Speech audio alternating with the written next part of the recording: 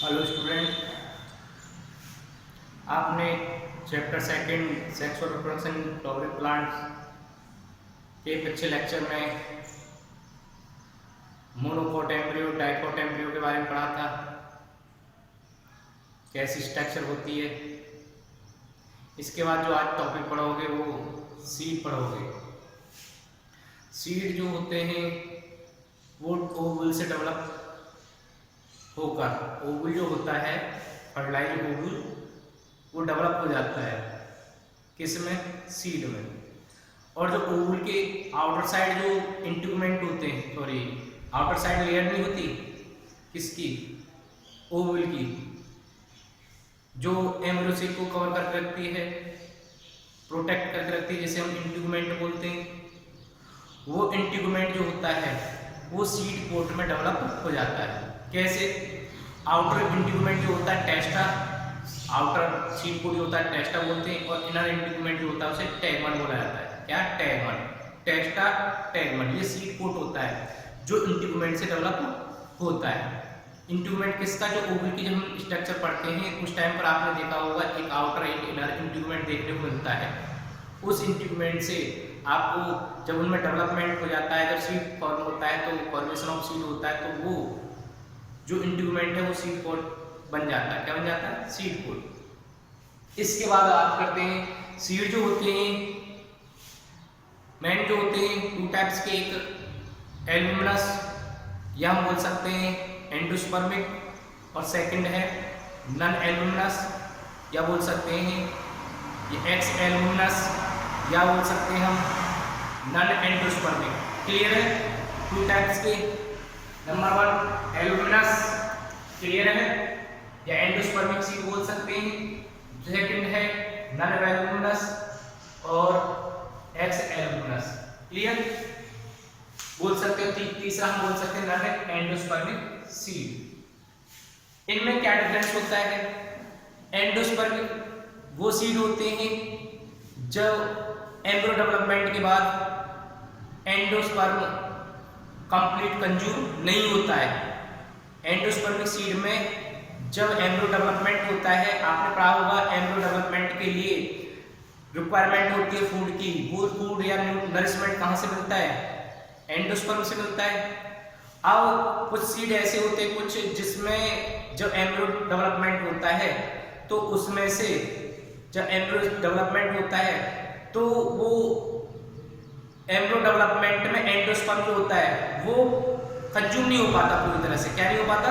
Consume नहीं हो पाता पूरी तरह से। और जब कंज्यूम नहीं हो पाता तो एंडोस्पर्म बच जाता है, और वो जो एंडोस्पर्म जो बचा रहता है उसे हम बोलते हैं एंडोस्पर्मिक सीड। उस तरह के जो एंडोस्पर्म जो बचा रहता है एम्ब्रियो डेवलपमेंट में वो कहलाते हैं क्या कहलाते हैं? एंडोस्पर्मिक या एल्यूमिनस सीड। एग्जांपल में बीज में देखने को मिलेगा, बेज में देखने को मिलेगा, बर्ले और कैस्टर, इनमें आपको देखने को मिलता है। क्या देखने को मिलता है? एंडोस्पर्म, क्योंकि वो बच जाता है। किससे बच जाता है? एम्ब्रियो डेवलपमेंट से। सेकंड बात आती है कौन सा?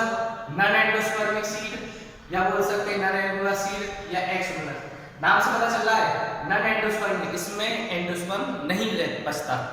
वो एम्ब्रियो डेवलपमेंट पूरा का पूरा क्या हो जाता है? कंज्यूम हो जाता है, पूरा का पूरा कंज्यूम हो जाता है जब एम्ब्रियो डेवलपमेंट देखा जाता है। किसमें?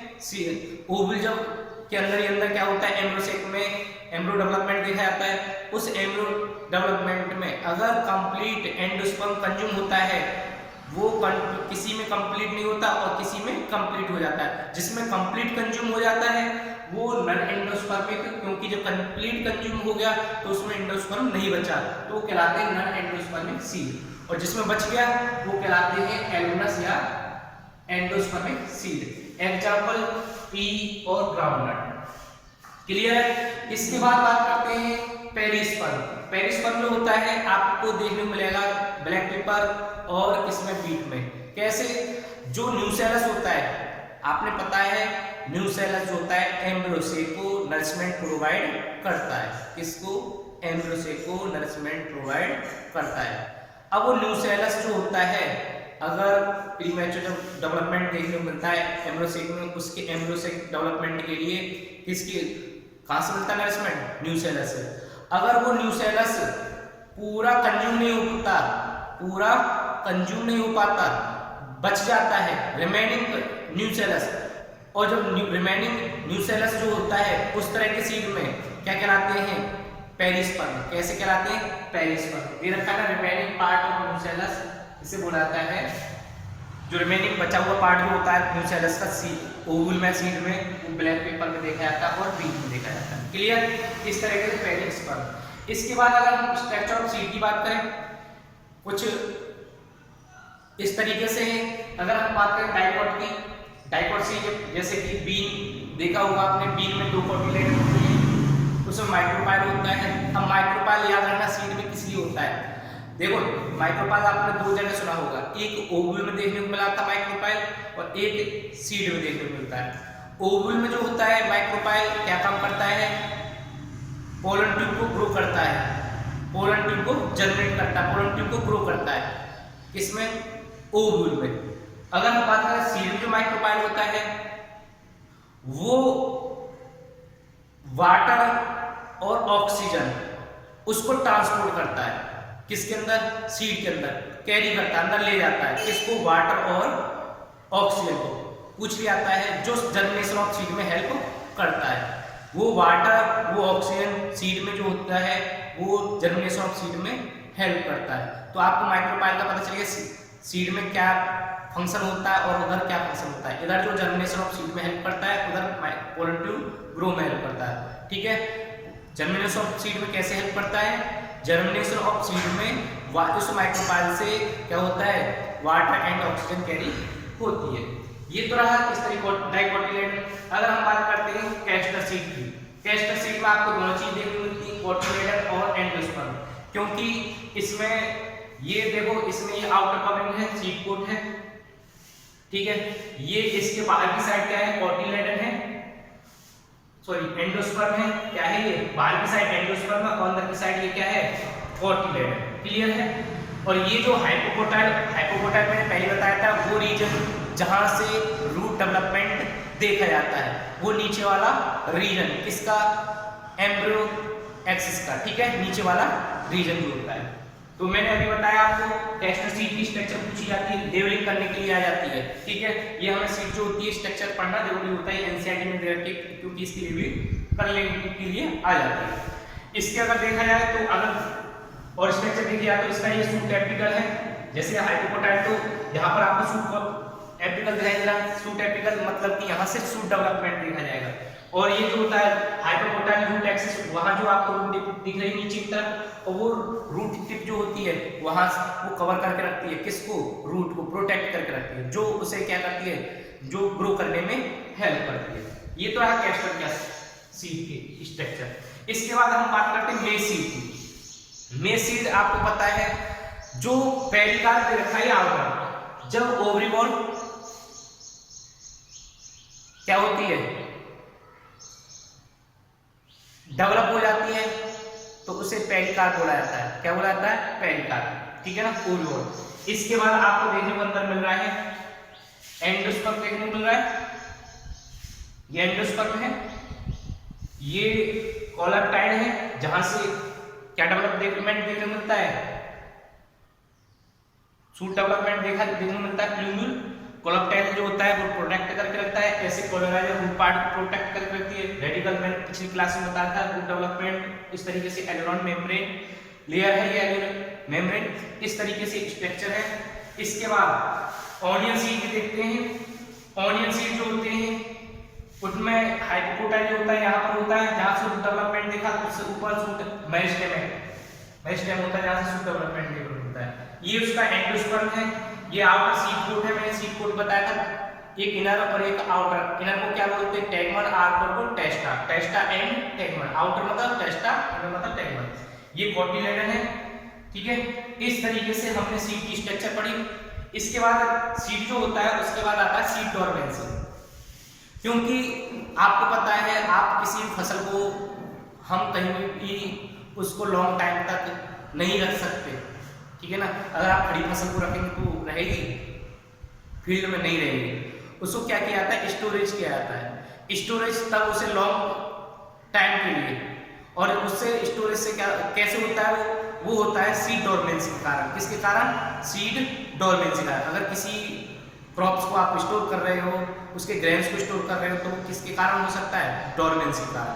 डोरमेंसी मतलब कि इनएक्टिव फॉर्म, या बोल सकते हैं जब सीड का मेटाबॉलिज्म रेट जो होता है स्लो हो जाता है। स्लो मतलब कि न तो उसे इतनी रिक्वायरमेंट किसी भी, बस उसमें क्या होता है थोड़ा सा रेस्पिरेशन स्लो चलता रहता है, बाकी प्रोसेस जो होते हैं इसके बंद हो जाते हैं।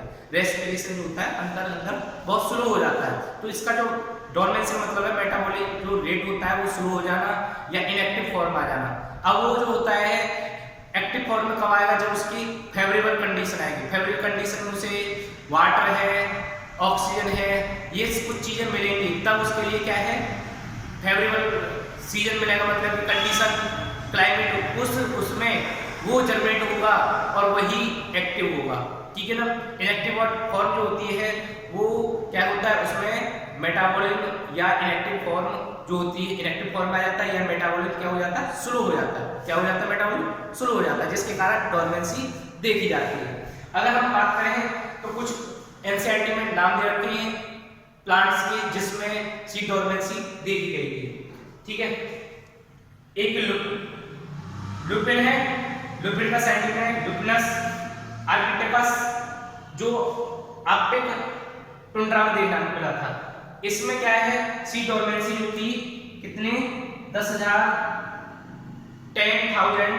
ईयर्स देखी गई। डोरमेंसी कितनी 10,000 ईयर्स। डोरमेंसी का मतलब है वो डोरमेंसी के बाद दोबारा से एक्टिव फॉर्म में आ सकता है, वो सरवाइव कर सकता है। ठीक है ना। तो कहां पर देखा था? आर्कटिक टुंड्रा में, आर्कटिक टुंड्रा में देखा गया था। नाम क्या था? लुपिन, उसका साइंटिफिक है लुपिनस आर्क्टिकस। कितनी 10,000 ईयर डोरमेंसी देखी गई थी। उसके बाद उसने मतलब कि ग्रोथ कर लिया था, क्योंकि ये जो होते हैं। अब इसके बाद आता है नेक्स्ट है डेट पाम। डेट पाम का साइंटिफिक नेम फेनिक्स डेक्टाइलिफेरा। फेनिक्स डेक्टाइलिफेरा, याद रखना फेनिक्स डेक्टाइलिफेरा। ये कहां पर? किंग हेरोल्ड प्लेस में देखा गया था, जो डेड सी के सहारे है, नियर द डेड सी, उसके सहारे जो था। किंग ये एनसीईआरटी में दे रखा है और ये नीट में पूछ लिया जाते हैं कि किस तरीके से उस डेट पाम का कितना होता है। तो उसका जो देखा गया था वो 2000 ईयर्स देखा गया था। कितना? 2000 ईयर्स। क्लियर है। इस तरीके से क्या है इनकी डोरमेंसी मैंने बता दी, inactive form of the seed. ठीक है ना। इसके बाद नेक्स्ट टॉपिक पढ़ते हैं हम। ये हो गया आपको।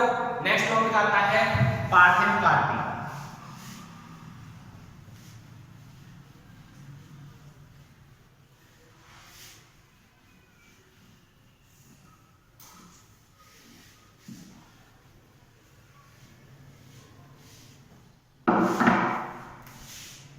नेक्स्ट टॉपिक है पार्थेनोकार्पी। पार्थेनोकार्पी क्या होते हैं? पार्थेनोकार्पी वो होते हैं जो विदाउट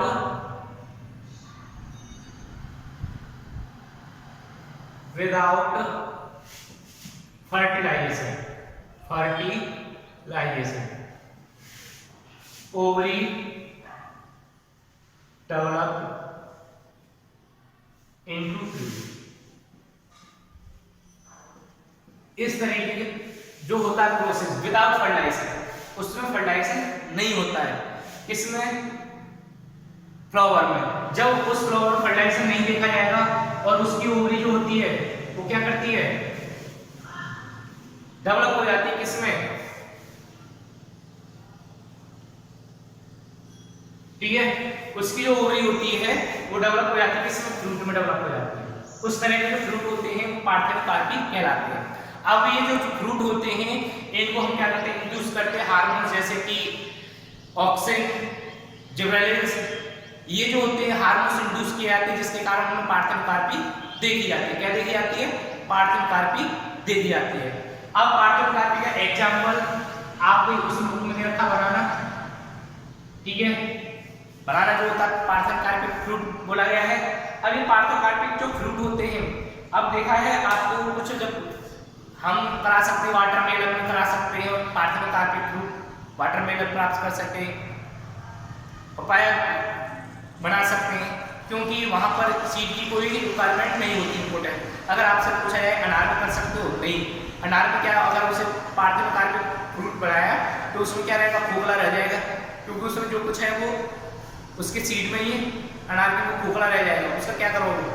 तो पार्थिव आकार के जो फ्रूट होते हैं वो कुछ ही प्लांट्स में देखने को मिलता है, जैसे पपाया मैंने अभी बताया था, बनाना और ग्रेप्स में देखने को मिल जाता है। और हम बता सकते हैं ग्रेप्स, पपाया, बनाना, और क्या बताया था मैंने अभी, ये हो गया वाटरमेलन हो गया। और आपको ये पता है जब आप 5 स्टार होटल में देखने को मिलता है ये ज्यादातर यूज होता है पार्थिव आकार के फ्रूट का, वहाँ वाटरमेलन जो यूज होता है ना वो विदाउट सीड होता है। जो 5 स्टार वो क्या करते हैं, सीड निकालने का चक्कर ही खत्म। अगर आप देखोगे तो ऐसे सोचोगे इसमें से क्या सीड निकाले, लेकिन उससे सीड नहीं निकाले जाते, वो पार्थिव आकार में फ्रूट होता है। क्या, वाटरमेलन, पपाया, ये 5 स्टार होटल में देखने को मिलता है। ये पता चल गया पार्थिव आकार में without fertilisation ovary develop into fruit. अगर दूसरा वर्ड आता है एपोमिक्सिस। एपोमिक्सिस मतलब कि जब फर्टिलाइजेशन होता है वो एपोमिक्सिस बोला जाता है, लेकिन जब फर्टिलाइजेशन नहीं होगा तो वो apomixis.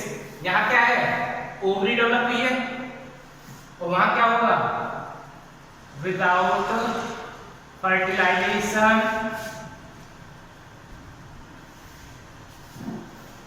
Ovary develop into seed. इसमें जो दिए जाते हैं, एग जो लिखा जाता है वो डिप्लॉइड लिखा जाता है और रिडक्शन एलिमेंट नहीं हो पाता, तो वो डिप्लॉइड जो होता है वो सीड, जो एग होता है वो डेवलप सीधा डेवलप होता है विदाउट फर्टिलाइजेशन। ओवरी जो होता है मैंने अभी बताया था इनटू सीड। याद रखना पार्थिव आकार के एपोमिक्सिस में डिफरेंस कितना है, वहां फ्रूट डेवलप होता है, यहाँ सीड डेवलपमेंट होता है। वहां विदाउट फर्टिलाइजेशन फ्रूट डेवलप होगा, यहाँ सीड डेवलपमेंट होगा। इसके बाद आपको देखने को मिलता है और देख सकते हैं, इसके बाद फ्रूट के बारे में जानते हैं। फ्रूट जो होते हैं दो तरह के होते हैं, एक ट्रू फ्रूट और एक फॉल्स फ्रूट।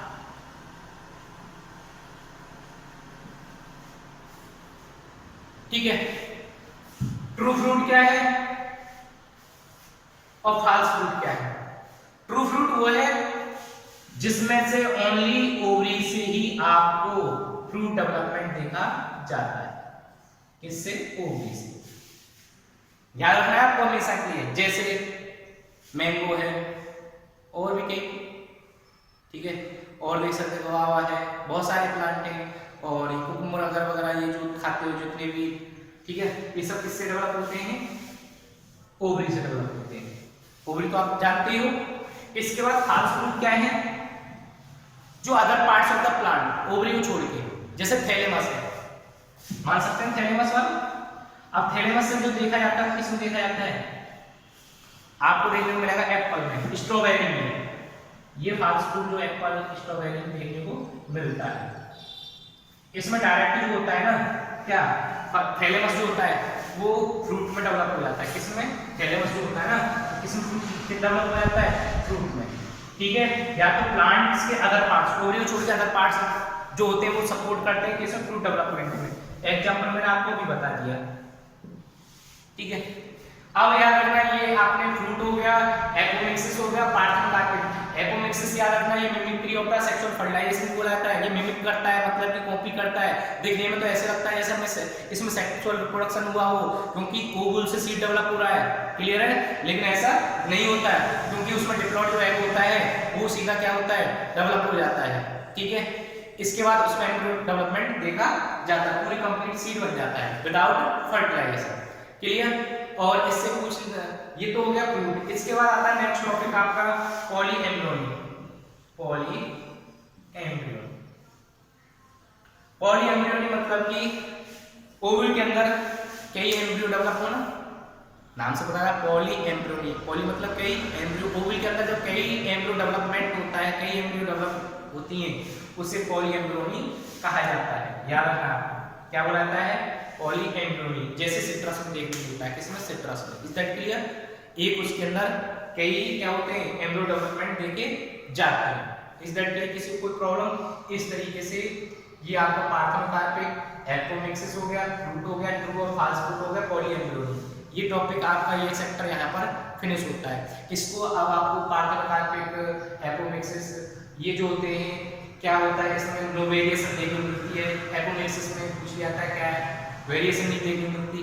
क्लियर है ना, वेरिएशन होती है नहीं होती ना विदाउट फर्टिलाइजेशन, दूसरे का तो काम ही खत्म, इसमें दूसरे से कोई लेना देना नहीं है। ये बहुत कहते हैं ना चालाक, मतलब इसे दूसरे की जरूरत नहीं है, खुद ही अपने आप डेवलप हो जाता है। तो इसमें वेरिएशन देखने को नहीं मिलती, याद रखना आपको, ठीक है, क्योंकि विदाउट फर्टिलाइजेशन सीड डेवलपमेंट होता है। इस तरीके से आपको ये पता है कि कुछ होते हैं जो सीड डोरमेंट होता है उसमें वाटर कंटेंट कितना रह जाता है, 10 से 15, फिर ये बोल सकते हैं 10 to 50%, 10 to 50% मॉइस्चर कंटेंट रह पाता है उसमें, ठीक है ना। जब सीड डोरमेंसी जब होती है तो कितने कंटेंट पूछ लिया जाता है, कितने परसेंट जो वाटर होता है वो कंटेंट रहता है डोरमेंट सीड में, तो याद रखना है आपको कितने परसेंट, 10 to 15%। इस तरीके से क्वेश्चन पूछे जाते हैं, वो आप बता सकते हैं, ठीक है। और कोई प्रॉब्लम, ठीक है। नेक्स्ट आपका इस चैप्टर खत्म होता है।